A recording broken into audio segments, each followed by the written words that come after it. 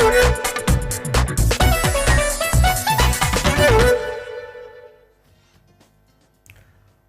நேயர்களே, சிக்கனம் சேமிப்பு செல்லும் நிகழ்ச்சிக்கு உங்களை வரவேற்பது சந்திரன். கடந்த சில வாரங்களாக ஞாயிற்றுக்கிழமைகளில் ஒளிபரப்பாகும் இந்த நிகழ்ச்சியில் வணிக உலகின் முக்கிய நடப்புகள் குறித்த சிறப்பு விவாதம் நடைபெற்று வருகிறது. கடந்த திங்களன்று நாடாளுமன்ற மக்களவையில் தாக்கலான 2016-17 நிதியாண்டுக்கான பட்ஜெட் பல வகையில் சாமானியனை பாதித்திருக்கிறது. அதில் குறிப்பிடத்தக்க அம்சங்களில் ஒன்று தங்க நகை மீதான உற்பத்தி வரியாக 1% அறிமுகம். இது பெருமளவு பாதிக்கப் போவது தங்க நகை வாங்கும் மக்களைத்தான் என்றாலும் இதற்கு நாடு முழுக்க தங்க நகை வணிகர்கள் வேலை நிறுத்தத்தில் ஈடுபட்டுள்ளனர். முதலில் 3 நாட்கள் என்ற அவர்களது வேலை நிறுத்தம் இப்போது மீண்டும் 3 நாட்கள் என திங்கட்கிழமை வரை நீண்டுள்ளது. ஏற்கனவே 2 லட்சம் ரூபாய்க்கும் கூடுதலாக ரொக்கமாக கொடுத்து நகை வாங்கும் நபர்கள் தங்களது வருமான வரி கணக்கு எண், அதாவது பேன் நம்பரை கொடுக்க வேண்டும் என்றதற்கு வேலை நிறுத்தம் நடைபெற்றது. இப்போது உற்பத்தி வரிக்காக இதற்காக வேலை நிறுத்தம் செய்ய வேண்டுமா, அவசியம்தானா, அதன் நீட்டிப்புக்கு முக்கிய காரணம் என்ன என்பது உள்ளிட்ட இன்னும் பல விஷயங்களை விவாதிக்க சென்னை தங்க நகை வணிகர்கள் சங்கத்தின் தலைவர் திரு ஜெயந்திலால் சலானி நமது அரங்கத்திற்கு வந்திருக்கிறார். அவருடன் விவாதிக்கலாம். வணக்கம் ஐயா. இந்த 1% எக்ஸைஸ் டியூட்டி அப்படிங்கிறது தங்க நகைகள் மீது விதிக்கப்பட்டிருக்கிறது. இது அரசு அதனோட வருவாயை பல கட்டங்களில் அதிகரிச்சுக்கிறதுக்கான ஒரு முயற்சி அப்படிங்கிறது மத்திய அரசு தரப்பு வாதம். இதில் பாதிக்கப்பட போகிறது சாமானியர்கள். இப்போது வேலை நிறுத்தம் செய்கிறது தங்க நகை வணிகர்கள். இது எதனால் இந்த வேலை நிறுத்தம்? பொதுவாகவே 1% என்பது ஒரு பெரிய விஷயம் இல்லை எங்களை பொறுத்தவரை. ஆனால் அந்த 1%மே வாடிக்கையாளர் அல்லது நுகர்வோர்களுக்கு ஒரு பாரம் தான். ஏன்னா ஒரு சவரனுக்கு 250 ரூபாய் இன்னும் அவங்க கூடுதலாக செலுத்த வேண்டியது இருக்கும். அது ஒரு பக்கம் தனியாக இருக்குது. அதற்கு முன்னாடி நாங்கள் ஏன் எதிர்க்கிறோன்னு சொன்னால், ஏற்கனவே இதன் மீது விற்பனை வரித்துறை ஒன்று உள்ளது. இறக்குமதி செய்யப்பட்ட தங்கத்திற்கு கஸ்டம்ஸ் ஒரு டிபார்ட்மெண்ட் உள்ள இருக்குது. மூன்றாவதாக இப்போ அவங்க புதுசாக கொண்டு வருது கலால் வரித்துறை. கலால் வரித்துறையில் என்ன சொல்லியிருக்காங்கன்னா, உற்பத்தி செய்யப்படும் தங்க நகைகள் அப்படின்றாங்க. உற்பத்தி செய்யப்படும் தங்க நகை அப்படின்னு சொன்னாவே ஒரு கடைக்குள்ளே போயிட்டு நீங்கள் பார்த்தீங்கன்னா 3 வகையான தங்க நகைகள் அங்கே இருக்கும். ஒன்று உற்பத்தி செய்யப்பட்ட பொருள், இன்னொன்று ஏற்கனவே உற்பத்தி செய்யப்பட்டு நேரடியாக கொள்முதல் செய்யப்பட்ட ஒரு பொருள், அதாவது வேறு ஒருத்தர் உற்பத்தி செய்து அவர்கிட்ட நீங்கள் வாங்கினது. ஆமாங்க. மூன்றாவதானா வாடிக்கையாளர் சில சமயங்களில் விற்பனை கொண்டு வருவாங்க, அது ஒரு பக்கம் இருக்கும். இப்படி 3 வகையான நகைகள் கடைக்குள்ளே இருக்கும். ஆனால் கலால் துறையினுடைய அதிகாரிகள் கேட்கும்போது உற்பத்தி செய்யப்பட்ட நகைகளுடைய சரியான கணக்கு வழக்குகளை அவர்களுக்கு சமர்ப்பிக்க வேண்டும் அல்லது காண்பிக்கப்பட வேண்டும். அது இல்லாத அது எந்த நகைன்னு சொல்லி நாங்கள் தனியாக காமிக்கணுன்றாங்க. அது நடைமுறை சாத்தியம் இல்லாதது. இல்லை, எப்படி நடைமுறை சாத்தியம் இல்லாது? இப்போது நீங்கள் வெளியிலேருந்து ஒரு பொருளை கடைக்கு உற்பத்தி செய்தவர் வேற ஒருத்தர் அவர்கிட்ட வாங்கிட்டு வரீங்கன்னா அவருக்கு பில்லு போட்டு முறைப்படி வாங்கிட்டு வர போகிறீங்க. அதே மாதிரி உங்கள் வாடிக்கையாளர்கள் ஒரு ரிப்பேருக்காக நகை கொடுத்துருக்கலாம் அப்படிங்கிற வகையில் தான் வாடிக்கையாளர் நகை உங்கள் கடையில் இருக்கும். வாடிக்கையாளர்கள் விற்பனை செய்யப்பட்டது அப்படின்னாலும் அவர்களுக்கு நீங்கள் பில் போட்டு வேல்யூ பண்ணி அதை தான் வாங்குறீங்க. ஸோ அப்படி இருக்கும்போது அதுக்கும் கணக்கு இருக்கும். இப்படி எல்லாமே முறைப்படி இருந்தால் எக்ஸைஸ் டியூட்டி எல்லாம் நீங்கள் சொல்கிற மாதிரி அந்த கலால் துறையிலேருந்து வரவங்களுக்கு கணக்கு காட்டுறதுல ஒரு சிக்கல் இருக்காது. இதில் என்ன பிரச்சனைன்றீங்க? கணக்கு காமிக்கிறதுல எந்த சிக்கலும் இல்லை. ஆனால் எந்த நகை உற்பத்தி செய்யப்பட்ட நகைன்று தனியாக அவங்களுக்கு நகையே காமிக்கணும். உள்ளே வந்த பிறகு எல்லா நகையும் ஒன்றாயிரும், தனியாக பிரித்து வச்சுட்டு காமிக்க முடியாது. அது மட்டும் இல்லாமல் இந்த நகைகளை சரியான முறையில் நீங்கள் காமிக்கலன்னு சொன்னால் அதற்கு கலால் துறையில் சட்டம் என்ன சொல்லுதுன்னா, அதிகபட்சமாக 5 லட்சம் ரூபாய் வரை அபராதமும் அல்லது 7 வருட கடுங்காவல் தண்டனை விதிக்கக்கூடிய சட்டம் கலால் துறையில் உள்ளது. இதெல்லாம் தான் நாங்கள் எதிர்க்கிறோம். ஒரு புதிய துறை 1% உள்ளே கொண்டு வர வேண்டிய அவசியமே இல்லை. நாங்கள் சொன்னது ஏற்கனவே 10% இறக்குமதி வரி இருக்குது. அதுலேயே இன்னொரு சதவீதம் கூட்டி 11% பண்ணிடுங்க, எங்களுக்கு எந்த பிரச்சனையும் இல்லை. ஆனால் ஒரு புதிய துறையை உள்ளே கொண்டு அவங்க அதிகாரிகள் அதில் கேள்வி கேட்குற ஒரு சூழ்நிலை உருவாக்காதீர்கள் அப்படிங்கிறது தான் எங்களுடைய கோரிக்கை. இது உங்களோட கோரிக்கைங்கிறீங்க. ஆனால் கலால் துறை சார்பில் அவங்கக்கிட்ட பேசும்போது அவங்க சொல்கிற கதைகள் வேறவா இருக்குது. என்ன ஆகுன்னா, இன்றைக்கி வந்து வெளிநாட்டிலிருந்து முறைப்படி இறக்குமதி செய்யக்கூடிய தங்கம் அப்படின்னு ஒன்று இருக்குது. ஆனால் அதை தாண்டி பல விமான நிலையங்கள்லேயும் துறைமுகங்கள்லேயும் கைப்பற்றக்கூடிய கடத்தல் தங்கம் அப்படிங்கிறது நீங்கள் செய்தித்தாள்கள் தொடர்ந்து பார்த்துட்ருப்பீங்க. இந்த மாதிரியான தங்கம் பெருவாரியாக நகை வணிகர்களைத்தான் சென்றடையுது. அவங்க தான் இதை பயன்படுத்துகிறாங்க, அவங்களுக்காக தான் இது மாதிரி கடத்தி வரப்படுகிறது.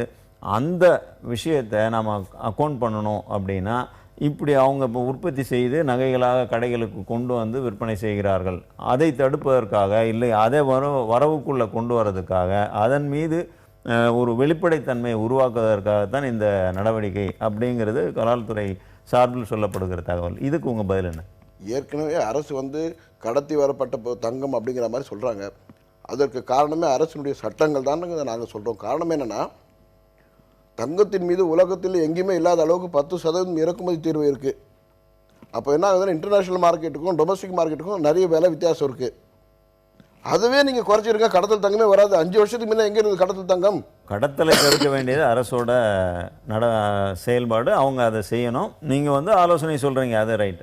ஆனால் இப்போது இறக்குமதிக்கான வரியை வந்து உயர்த்தினதுக்கான காரணங்கள் இருக்கிறது. இந்தியா தான் வந்து உலகத்திலேயே மிக அதிக அளவு தங்கத்தை இறக்குமதி செய்யக்கூடிய நாடு அப்படிங்கிற ஒரு சூழல் இருக்குது. கிட்டத்தட்ட ஒரு ஆண்டுக்கு 1000 டன்னுக்கு மேலே வந்து இறக்குமதி செய்யப்படுகிறது அப்படிங்கிறாங்க.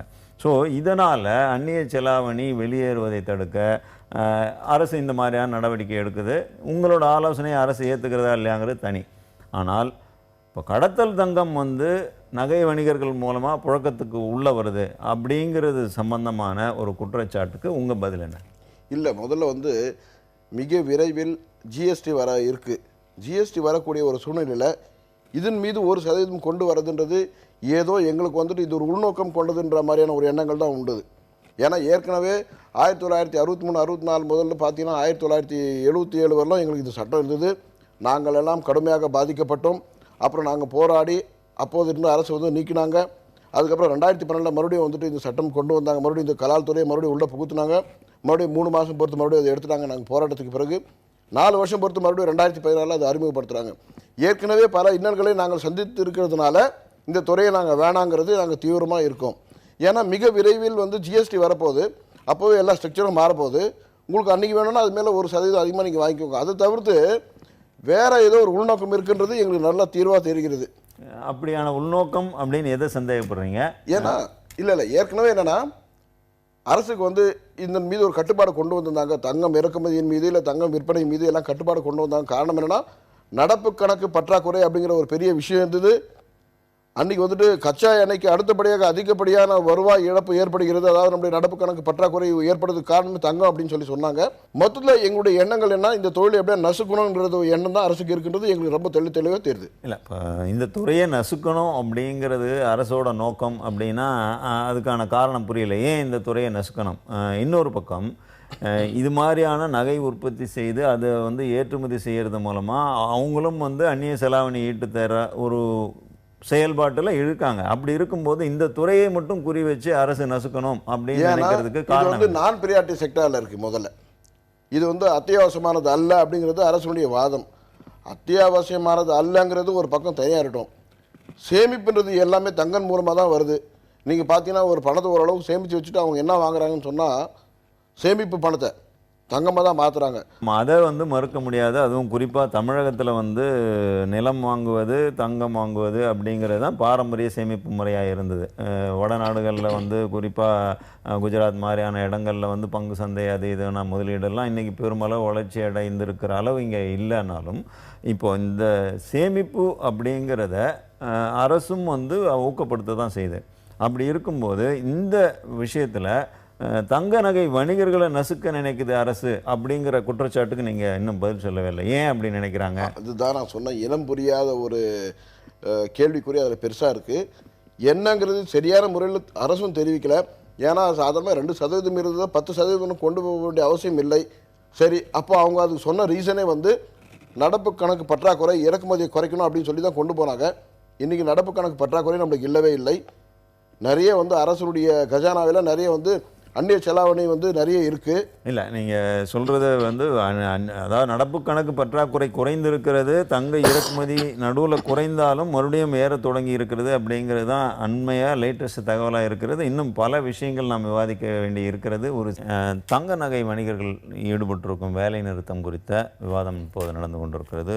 ஜெயந்திலால் சலானி நமது அரங்கத்திற்கு வந்திருக்கிறார். சார், இப்போ இடைவேளைக்கு முன்னாடி நீங்கள் சொன்னதில் நான் ஒரு கருத்து மாறுபடுறேன். என்ன அப்படின்னா, இன்றைக்கி சூழ்நிலையில் ரியல் எஸ்டேட்டுக்கு அடுத்தது அதிக அளவு வந்து கருப்பு பணப்புழக்கம் இருக்கிறது வந்து தங்க வணிகத்தில் தான், தங்க நகை வணிகத்தில் தான். அதை வந்து கட்டுப்படுத்தணும் அப்படிங்கிறது தான் அரசோட நோக்கம் அப்படிங்கிறது தான் அவங்க தரப்புலேருந்து சொல்லப்படுகிற ரொம்ப தீர்மானமான கருத்து. இந்த கருத்தோடு நீங்கள் உடன்படுறீங்களா? மாறுபட்டால் ஏன்? இல்லை, மாற்று கருத்து இதில் இருக்குன்னு சொல்ல முடியாது.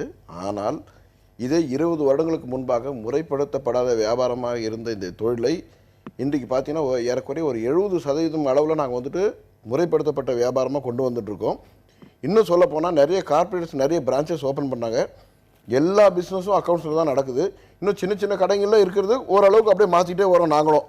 இப்படி முறைப்படுத்தப்பட்ட ஒரு வியாபாரமாக நாங்கள் மாற்றி கொண்டு வரக்கூடிய சூழ்நிலையில் அரசு அதன் மீது ஏன் கட்டுப்பாடுகள் கொண்டு வருதுன்றது தான் எங்களுக்கு இன்னும் புரியல. இல்லை, அரசோட கட்டுப்பாட்டுக்கான காரணம்னு அவங்க தரப்பில் சொல்கிறது ரைட்டு. இப்போ அதுக்கு அடுத்தது இன்னொரு விஷயம், இந்த 2 லட்சம் ரூபாய்க்கும் கூடுதலாக ரொக்கமாக கொடுத்து நகை வாங்கினால் அவர்கள் பேன் கார்டு காட்டணும். ரொக்கமாக 2 லட்சம் ரூபாயை நகை வாங்க பயன்படுத்தக்கூடிய ஒரு நபர் அந்த பணம் கருப்பு பணமாக இருக்கலாம் அப்படிங்கிற அரசோட சந்தேகத்துக்காகத்தான் இந்த விஷயத்தை வலியுறுத்துகிறாங்க. ஆனால் அதற்காகவும் நீங்கள் வந்து போராட்டம் நடத்துனீங்க. ஏற்கனவே இதுக்கு எந்தவித கட்டுப்பாடுகளும் இல்லாத இருந்தது.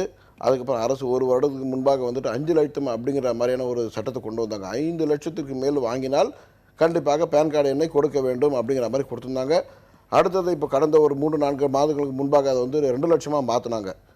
காரணம் என்னென்னா, நீங்கள் ஏற்கனவே இப்போ சொல்லியிருந்தீங்க ரொக்கமாக கொடுக்கப்பட்ட பணம். ரொக்கமாக கொடுக்கப்பட்ட பணம் மட்டும் இல்லை, நீங்கள் கிரெடிட் கார்டில் கொடுங்க, இல்லை டிராஃப்டாக கொடுங்க, இல்லை செக்காக கொடுங்க, இல்லை ரொக்கமாக கொடுங்க, எது கொடுத்தாலும் எது கொடுத்து வாங்கினாலும் 2 லட்சத்துக்கு மேல் வாங்கினால் கண்டிப்பாக பேன் கார்டு எண்ணை கொடுக்க வேண்டும் என்பது விதி.